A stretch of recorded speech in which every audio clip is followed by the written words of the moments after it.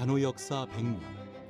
국가의 위기마다 국민의 건강과 안전을 위해 최전선으로 몸을 내던졌던 간호사들.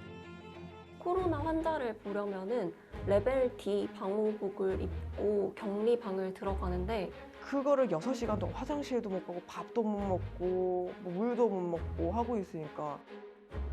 하지만 열악한 처우는 물론이고 때로는 불법으로 내몰리기까지 한 현실. 병원들은 돈을 많이 벌기 위해서 가장 중요하게 생각하는 게 인건비를 절감하는 거죠. 그래서 애초에 간호사를 많이 고용하지 않습니다. 간호사들은 자신들을 보호해줄 간호법 제정의 필요성을 강력히 주장했지만 간호법은 국회에서 처음으로 시작한 해가 2005년에 처음으로 시작을 했고요. 기나긴 투쟁의 시간을 거쳐 무려 19년 만에 간호법이 통과되다. 간호법안 대안은 가결되었음을 선포합니다. 보편적 건강보장의 길 2부에서는 간호법을 둘러싼 쟁점과 간호법이 나아가야 할 길에 대해 이야기해보고자 합니다. 간호법이 통과되고 2달 남짓, 서울의 한 간호대학에서 미래의 나이팅게일을 꿈꾸는 학생들을 만나봤습니다. 칼륨 보충제를 공급한다든지 이제 이런 처치가 필요하다고 볼 수 있겠습니다. 희생과 헌신을 기본으로 하는 간호사. 많은 공부량과 고된 업무를 각오하고 문을 두드리긴 했지만 그 첫 문턱을 넘는 것도 쉬운 일은 아니라고 합니다. 제가 전북에서만 지원서를 냈을 때 10대 1 정도 됐어요. 아무래도 취업이 잘 된다는 인식이 있어서 간호학과에 많이 지원을 하는 것 같아요. 높은 취업난 속에 간호학과는 취업이 잘 되는 학과. 미래가 보장된 직업과 같은 이미지를 갖고는 있지만 학생들이 느끼는 현실은 조금 다르다고 합니다. 저도 사실 취업이 쉬운 이유는 임상에서는 좀 신규 직원이나 아니면 오래 일하는 직원이 잘 없어서 퇴사를 많이 하기 때문에 취업하기 쉽다는 의견에 어느 정도 저도 동의를 하는 편입니다. 근무 환경과 처우가 좋지 않다 보니까 아무래도 사직률이 높아지고 그렇기 때문에 취업률이 높아질 수밖에 없는 것이죠. 해외로의 취업을 결심하는 간호사들이 늘어나는 가운데 다른 나라의 간호 업무 환경은 어떤지 따라가 봤습니다. 천혜의 자연을 자랑하는 뉴질랜드. 이곳의 간호 시스템은 과연 어떨까요? 안녕하세요. 저는 지금 오후 근무 출근하는 길이고요. 여기 보시면 크라이처치의 상징인 해글리 파크 맞은편에 이렇게 병원이 위치하고 있습니다. 저랑 같이 출근하시죠. 보통 오후 근무는 2시 반에 시작해서 11시에 퇴근을 하고요. 정말 정시에 출근해서 정시에 인계를 시작하고 정시에 퇴근을 하는 편입니다. 여기는 제가 근무하는 비뇨기과 병동이고요. 보시면은 간호사 휴식하는 공간인 스타프룸, 그다음에 처치실, 그다음에 여기 병실이 있고 여기는 누구나 커피와 차를 마실 수 있는 공간이 있습니다. 하이! 제가 오늘 좀 일찍 도착하는 바람에 동료와 함께 차를 마시는 시간이 생겼어요. Cheers! 사실은 제가 해외에서 근무하겠다는 그런 계획은 없었고 취업을 해서 이제 일을 시작하면서 불합리한 처우와 과중한 업무를 견디지 못하고 이제 관둬야 했을 때 그러면 제가 어디서 더 경력을 쌓을 수 있을까 고민하면서 이제 해외로 눈을 돌려야겠다고 생각을 하였고 지금 시간은 2시 25분이에요. 2시 반부터 이제 이 자리에서 인수인계를 합니다.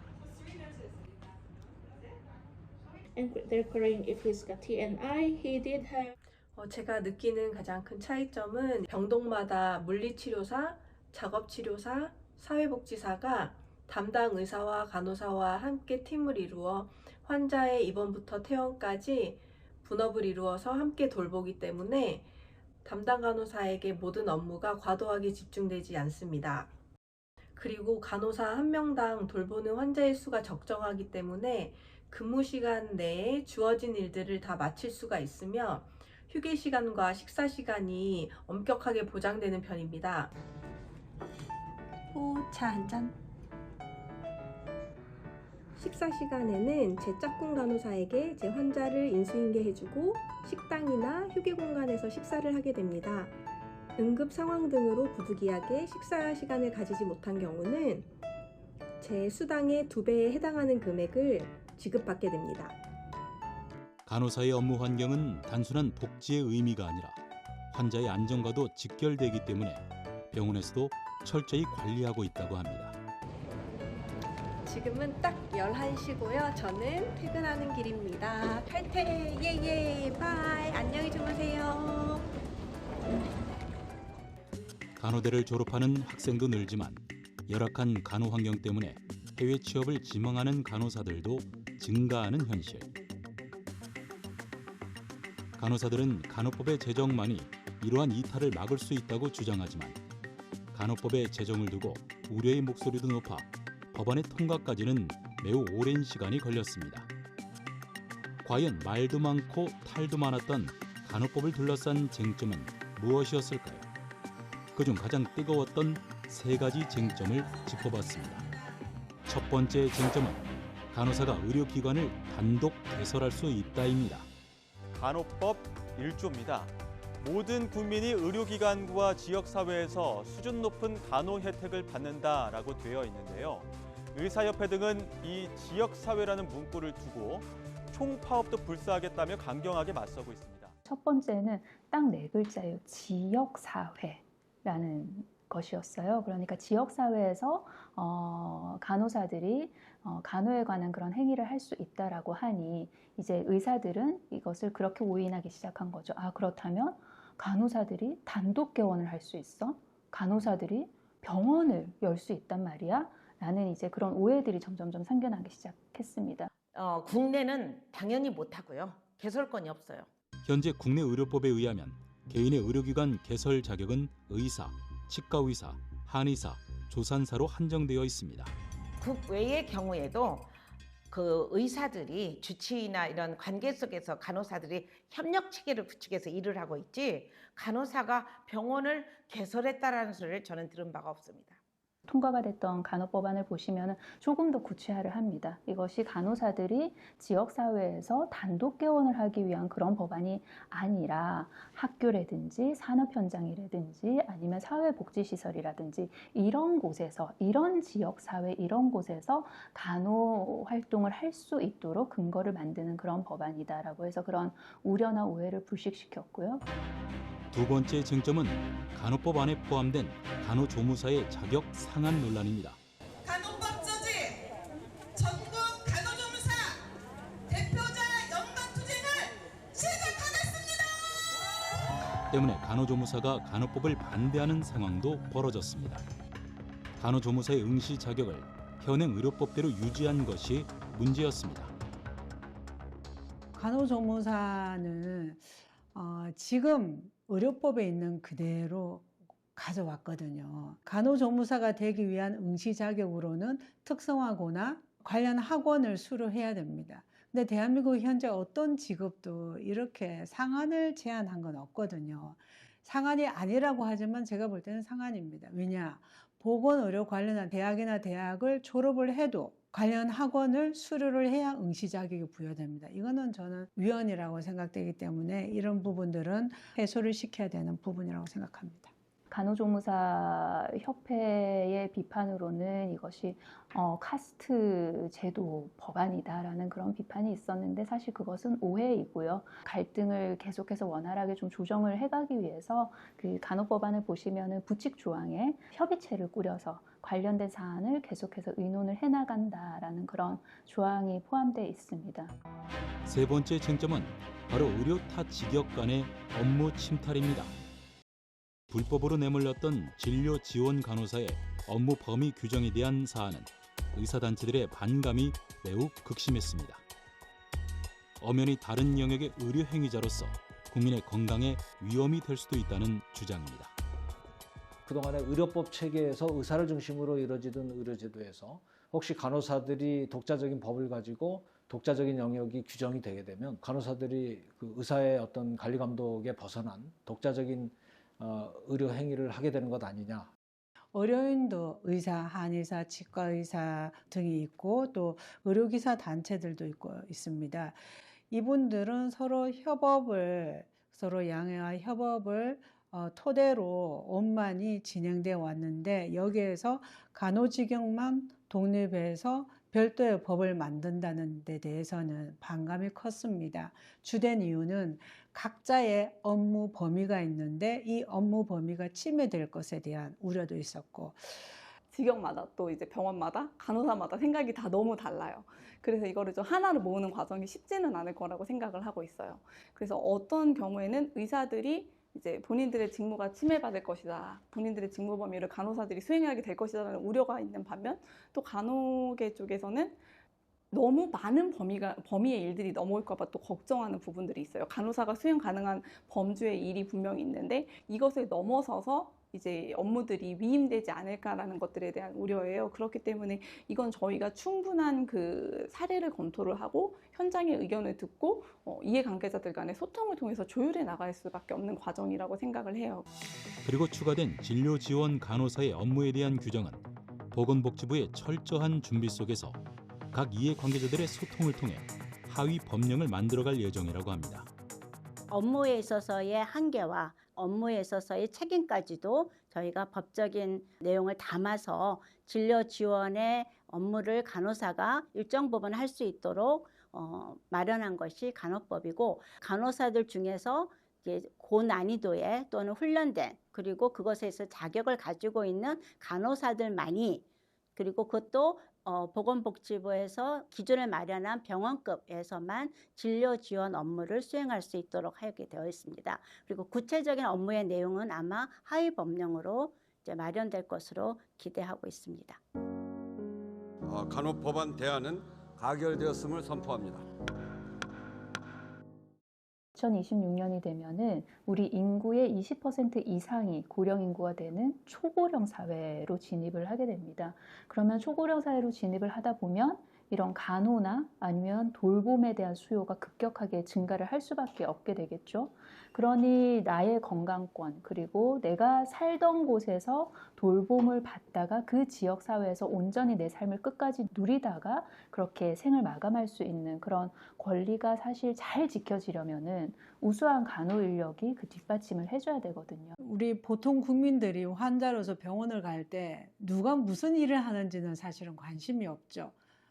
내 병이 낫기를 바라는 그 마음입니다.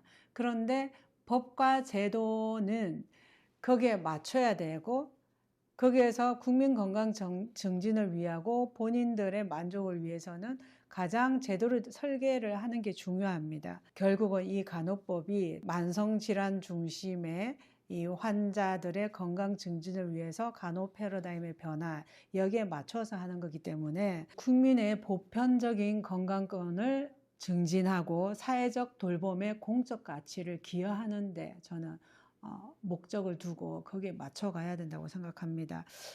경기도의 한 요양원.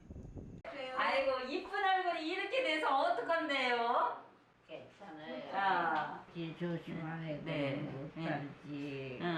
저희가 60분의 어르신을 모시고 있거든요. 그런데 이분들 중에 지금 6분이 L튜브 비위관으로 식사를 하시는 분이고 또 소변을 잘 배뇨곤란이 있어서 유치도뇨관을 삽입하고 있는 분들이에요. 그래서 비위관 같은 경우는 한 달에 한 번씩은 교체를 해드려야 되고요. 그런 관을 삽입하고 교체하고 하는 데는 의료법에 위반된다고 해서 저희는 이제 원거리에 있는 병원 소속의 가정간호사를 불러서 정기적으로 교체를 하고 있습니다. 그런데 어르신들을 모시다 보면은 그게 정기적으로만 되는 게 아니라 어르신 스스로 그런 관들을 집어 뽑는 경우가 생겨요. 그럼 그거를 바로 조치를 해서 어르신들이 식사할 수 있게 또 배뇨곤란의 어려움을 겪지 않고 소변을 배출할 수 있게 해드려야 되는데 법에 위반되다 보니까